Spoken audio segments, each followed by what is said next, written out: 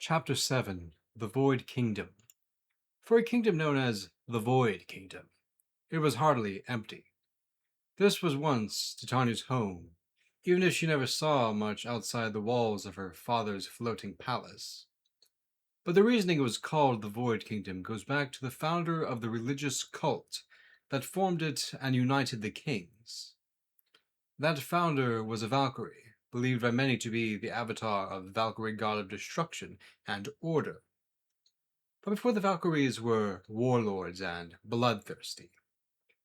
They were the creation of humans, meant to serve menial roles as a disposable slave caste. They were engineered to be of lower intelligence and a fast growth rate that caused few Valkyries to live into old age from genetic deterioration through too much modification and mutation.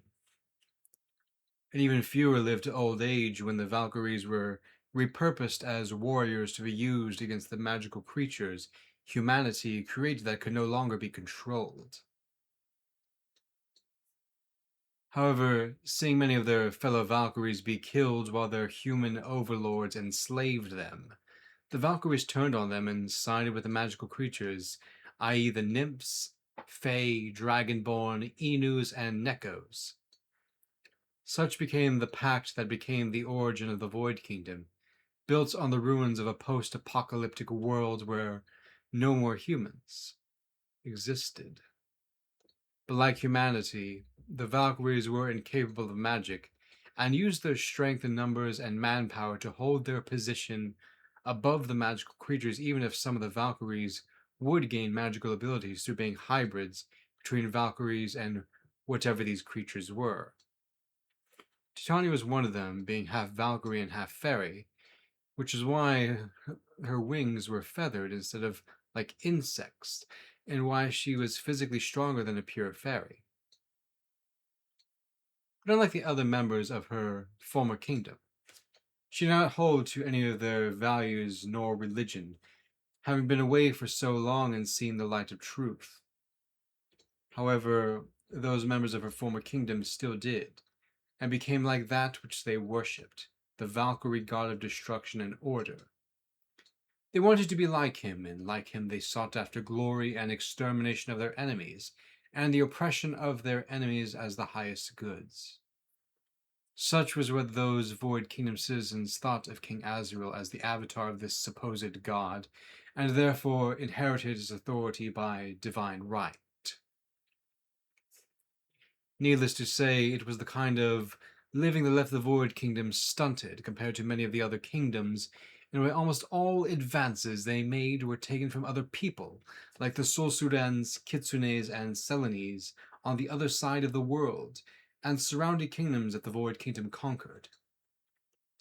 And in King Azrael's twisted mind, he made the queens of the kingdoms he conquered into his personal concubines, and violated them in front of their chained husbands solely for his pleasure. And in his predatory mind, he even unnaturally lusted after Queen Inari, despite her being pregnant and not even being the same species as himself, and being covered in fur and looking like an anthropomorphic red fox, with 7 real teals and 3 fake ones. But if he ever did try anything to Inari in person, she would claw his eyes out and light his balls on fire using her kitsune magic. And if her husband Sozin was around, he would King Azrael's organs out with his bare protegent hands and shove them down his throat, as King Azrael both bled and choked to death. Because in Sozin's eyes, King Azrael isn't a king or even a person, but just some predator that even hardened criminals would agree deserves the death penalty. And had King Azrael ever faced prison, he would have been beaten to death by the other prisoners without any prisoners ratting each other out. As such, Natalia had no qualms about being ordered to kill King Azrael in the Dark Mage on her deployment, and Philomena knew it with her heart sense that Natalia didn't see King Azrael as a person. Then the shores of the Void Kingdom came into sight, with no sight of civilization in sight, or other ships or aircraft. The first officer of the KCSS Tempest then went to Natalia and her companions' quarters and said, We're at the place where we're dropping you off. Pack your things and get in the longboat, and we'll take you on shore. Natalia and her companions did as they were told, and went to the aft of the ship where the one of the longboats were and lowered it into the water. Then they got in and rowed to the shore, where the first officer said to them, "Good skill to you, Tanukis. If Lady Inari trusts you enough for this secret mission, you must be not like the others. And you, Fennec. Either complete this mission and Lady Inari cancels all your debts, or don't bother coming back at all." The first officer then drove the longboat back to the KCSS Tempest, and Natalia and her companions watched as the stealth ship turned around and set sail back to the Kitsune Kingdom. Titania held the crown she once wore as Crown Princess of the Void Kingdom in her hand, seeing the shattered gemstones from when she renounced her role as Crown Princess, and threw her crown on the ground as hard as she could. Now she was back here again, where her journey began so many years ago, where she first met Edenthiel, Jeremiah, Queen Ariana of the Selenese Empire, and Father Victor, some of the only good things about her time as a child in the Void Kingdom. Queen Ariana, known then as Princess Artemis Lunsaro, was like her older sister and someone she looked up to more than her blood sisters, and which she was never close to. And Edenthiel was like her own mother, which she never knew until Finnegan revealed what happened to Titania's mother. But while Titania was remembering her past, Finnegan asked while breaking the silence, "Did you know I got banned from Okinawa for trolling people too hard back in the 2010s when I was on leave from the American Air Base there?" Buck asked. "And why were you stationed there?" "The military wanted to see if my magical abilities were affected at all by the presence of certain cultures and shrines. I was actually taken across Japan and South Korea, interesting places, but I still prefer my life back in Alaska. And needless to say, my magical abilities were not affected by certain places and things except magic suppression devices. But I can't blame the US government for having wildly inaccurate theories about at the time, given that magical energy is scarce on Earth for whatever reason. I take that back. Probably scarce for good reason, as the first person to discover it, i.e., discovering me, led those humans to try to turn my magical abilities into a weapon to kill other humans, just like they did when they discovered atomic energy. Rather than use atomic energy as a virtually infinite energy source for civil uses, it was used to create two bombs that would annihilate two cities, and a third of Tojo didn't surrender. And even in the 1930s Zulcer, quantum physics was an obscure subset of chemistry, until it was discovered you could use it to create nuclear weapons in the 1950s, and afterwards got massive funding from the Zulceran military. But I guess that's just the way the world works, where people are more interested in developing things to kill each other than benefit civilization. And I think that's why the keys of prosperity were created, to benefit the overlords at the expense of everyone else, just like every image of Inari did, even to the Inari you know as the Empress of the Kitsune clan. And given humanity's history, praise the Lord he didn't give them the ability to use magic." I disagree. I feel like magic doesn't make a difference, because it's just another harnessed natural force, like atomic energy and its successor, fusion power. I also feel like you could be less cynical, and it might help you with your loneliness problem. Plus, I suspect a lot of people are just cynical because they've been hurt pretty bad, which sounds like you. Or are just trying to sound more intelligent than they really are. Seriously, how long are you going to keep pretending like you didn't go through a lot in your life? I'll stop pretending when I see men are allowed to feel things besides anger and a few other narrow band of emotions.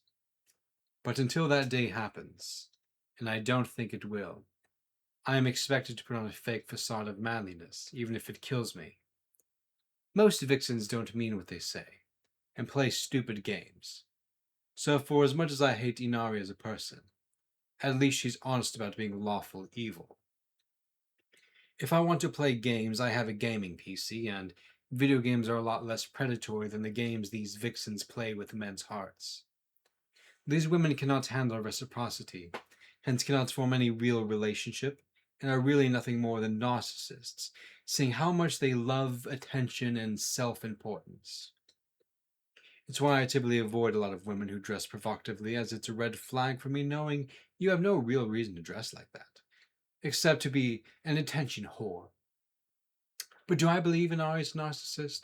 I don't think so, because she's too rational and is generally following the standard morality for as far as Kitsune society goes, even if that morality isn't very good.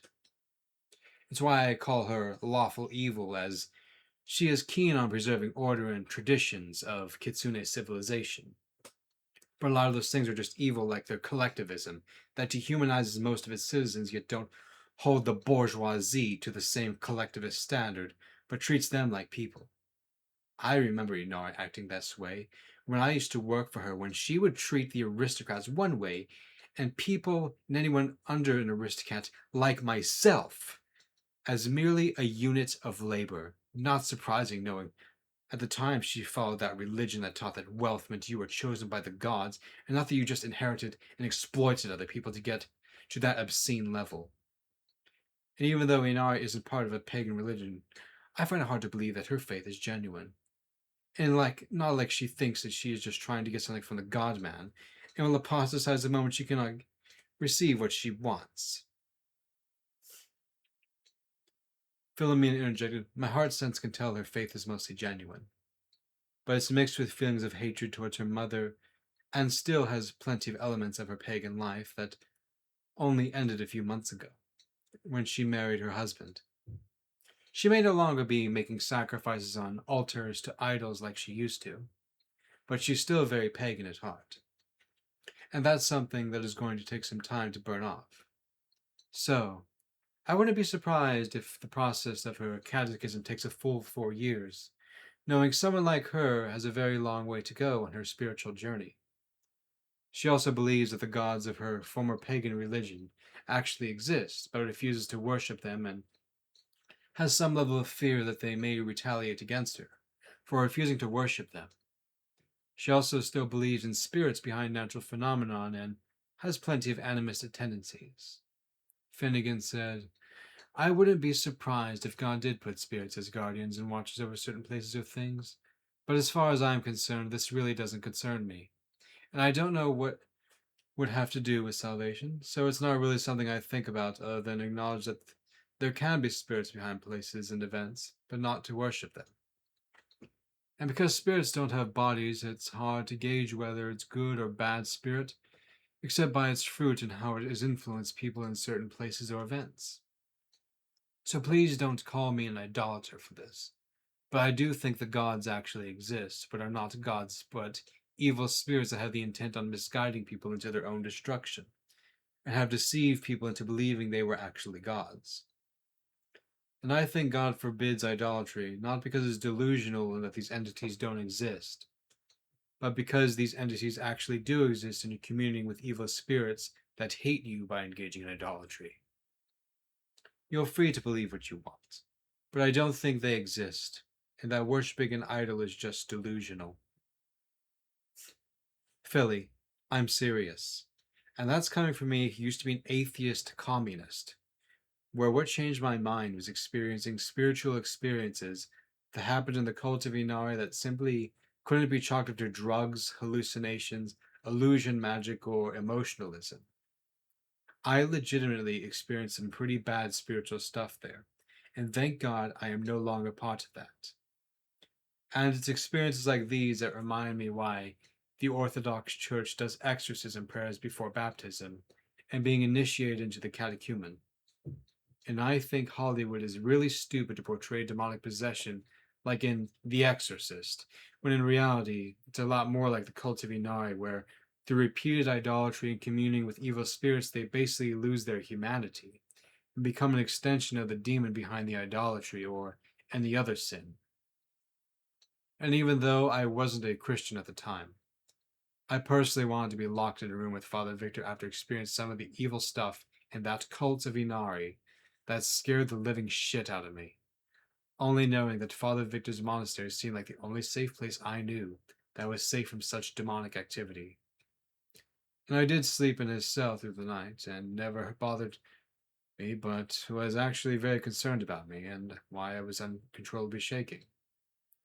And since then, I started inquiring further into becoming a Christian from him, but was exiled to Earth before I could do that, and instead was catechized for 4 years by a wonderful babushka named Olga. But since we're in the Void Kingdom now, let's get that map and figure out where we're going into the King Azra's floating palace, and putting that creature out of its misery, and destroying Inari's precious keys of prosperity.